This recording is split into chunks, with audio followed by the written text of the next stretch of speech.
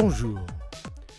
Il y a un peu plus d'une semaine, et pour la 30e année consécutive, l'Assemblée générale des Nations unies a voté à une écrasante majorité en faveur d'une résolution condamnant Washington pour son embargo continu sur Cuba.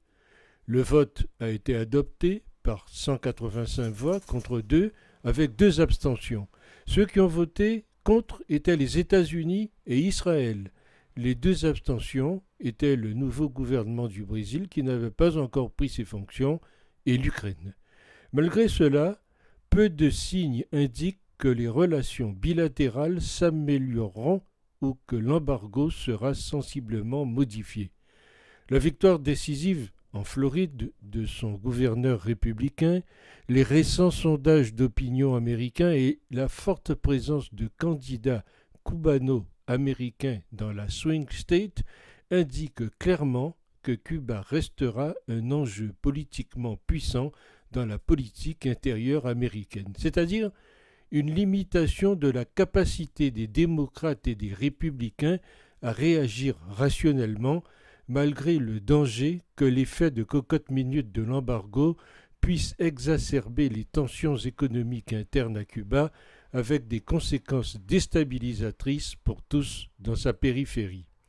Sur l'île, panne d'électricité, pénurie de nourriture et de médicaments, difficultés de transport, manque d'entretien des infrastructures essentielles, inflation des prix, inégalités croissantes pour ceux qui n'ont pas accès au financement externe de la famille et des amis à l'étranger, migration, bureaucratie, illégalité et désaffection de beaucoup de jeunes du pays continuent d'être exacerbés par l'embargo.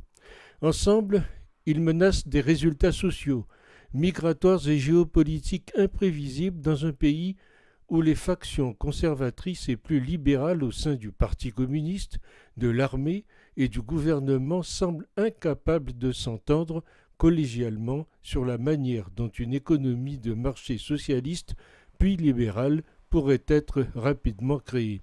Malgré cela, une grande partie des médias du monde ne prêtent guère attention aux détails ou à la substance de ce qui se passe ou se dit à Cuba, essayant plutôt d'évaluer la complexité de l'un ou l'autre point de vue politiquement partisan sans jamais y être allé. Le défi immédiat pour le gouvernement cubain est littéralement et métaphoriquement de prouver au peuple cubain qu'il y a de la lumière au bout du soleil. Après la pandémie, l'économie se redresse lentement mais a été ralentie par des coupures de courant constantes affectant à la fois l'approvisionnement domestique et industriel, ce qui ne sera probablement pas entièrement résolu avant l'année prochaine.